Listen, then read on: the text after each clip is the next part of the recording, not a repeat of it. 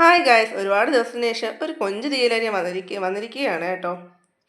So എങ്ങനെ ഉണ്ടാക്കണമെന്ന് നോക്കിയാലോ. ആദ്യം നമുക്ക് ചെറിയ വെച്ച് തേങ്ങ ഇടാം. ഇനി തേങ്ങ നല്ലോണം ഒന്ന് വറുത്തെടുക്കുകയാണ് ചെയ്യാറുള്ളത്. സോ നന്നായിട്ട് തേങ്ങ വറുത്തിട്ടിട്ടുണ്ട്. ഇനി 1.5 സ്പൂൺ മുളക് പൊടി, ഒരൽപ്പം മഞ്ഞൾപ്പൊടി,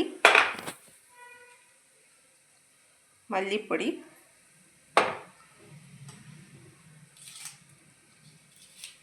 കറിവേപ്പില, ഇതെല്ലാം ഇട്ട് ഒന്ന് ജസ്റ്റ് ഒന്ന് വഴട്ടുക. ഓക്കെ, അപ്പം കുറച്ച് എണ്ണ മൺചട്ടിയിലോട്ട് ഒഴിക്കുകയാണ്.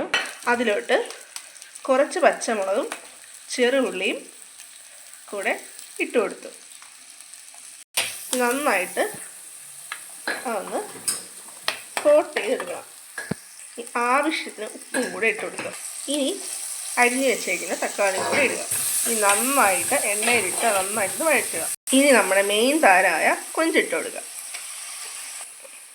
പുളിവെള്ളമൊക്കെ ഒഴിച്ച് അടിപൊളിയാക്കിയിട്ടുണ്ട്. ഇനി കുറച്ച് ചൂട് വെള്ളം ഒഴിച്ച് കൊടുക്കുക. നമ്മൾ കൊഞ്ച് വേവാനാണേ. ഇനി കൊഞ്ച് ഒരു 4 മിനിറ്റ് വേവിക്കാം. ഇനി നമുക്ക് അരപ്പൊഴിച്ച് കൊടുക്കാം. അപ്പോൾ ഗായ്സ്, നമ്മൾ കൊഞ്ച് തീയൽ റെഡിയാണ്. നായ് പറിക്കുന്ന കൊഞ്ച് തീയലാണ് ഗായ്സ്. ഇതുപോലത്തെ കൊഞ്ച് തീയൽ നിങ്ങളെല്ലാവരും വീട്ടിലൊന്ന് ട്രൈ ചെയ്യണേ. ബൈ.